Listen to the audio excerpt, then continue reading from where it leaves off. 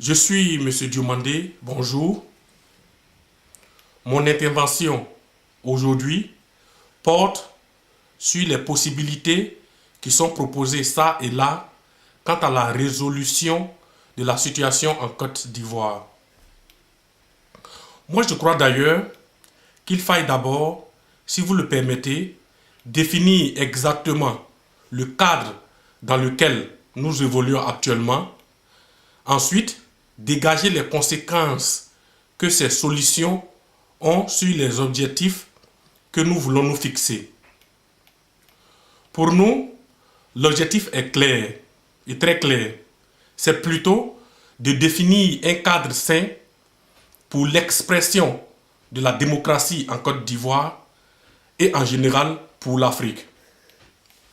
Mais cet objectif pour nous doit s'inscrire dans une logique suprême, celle de la conservation des vies humaines, qui est le point, ou qui devrait être en tout cas le point de départ de toute activité réfléchie des hommes que nous sommes.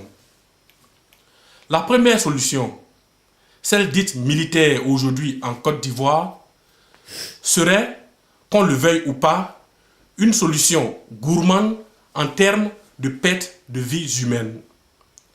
Quand je parle de vies humaines, je ne fais aucune différence entre la vie des êtres humains, aussi pauvres qu'ils soient, aussi malades qu'ils soient, et aussi insignifiants qu'ils puissent paraître aux yeux des autres.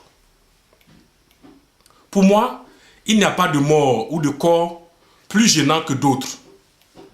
C'est aussi, je crois, la position de plusieurs personnes à travers le monde entier. Mais dans le même temps, remarquez que la deuxième solution, qui est considérée aujourd'hui comme une solution de dialogue ou de compromis, est une situation inconfortable. Je le précise, les conditions dans lesquelles vivent aujourd'hui les Ivoiriens n'ont rien d'une solution pacifique ou de paix.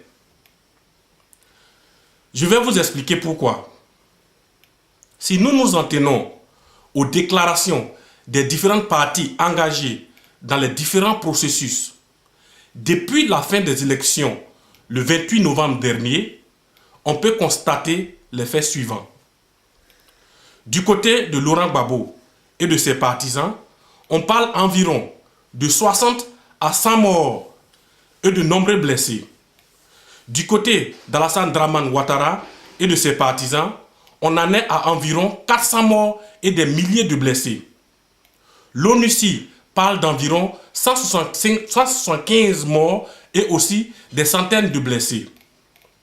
On remarque très vite qu'à quelques points près, qui se situent surtout seulement sur le nombre de morts ou de blessés, qu'il y a dans tous les cas des morts et des blessés, comme chaque acteur de cette crise l'estime.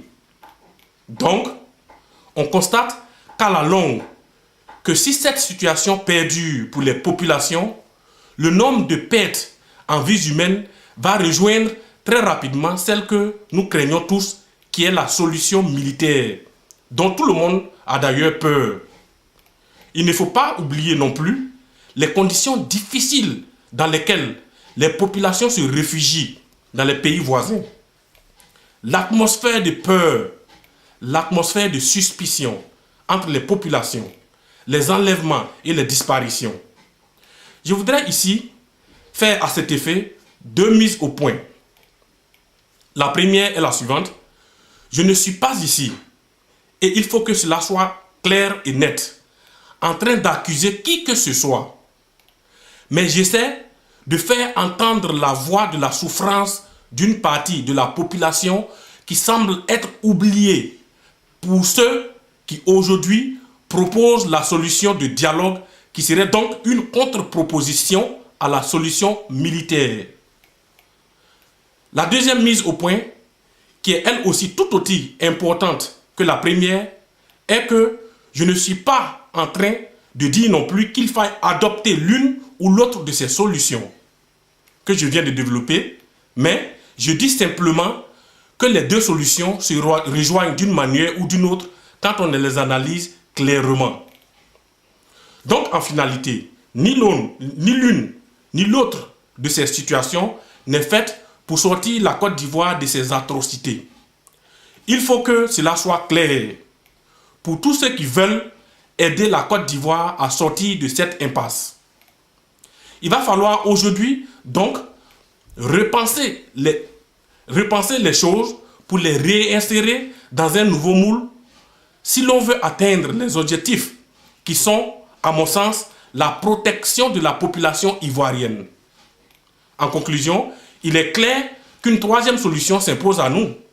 Je lance donc un appel à tous ceux qui sont mordus de démocratie, mordus du respect des droits de l'homme, qui sont soucieux du droit à la vie de tout être humain, de s'engager pour nous aider à réfléchir sur cette troisième solution le plus rapidement possible pour ne pas laisser cette situation pourrir. Un début de solution serait déjà la présence importante des forces impartiales dans tous les points sensibles sur tout le territoire national pour rassurer et protéger les populations pendant le dénouement de cette crise. Que la paix soit avec vous. Je vous remercie.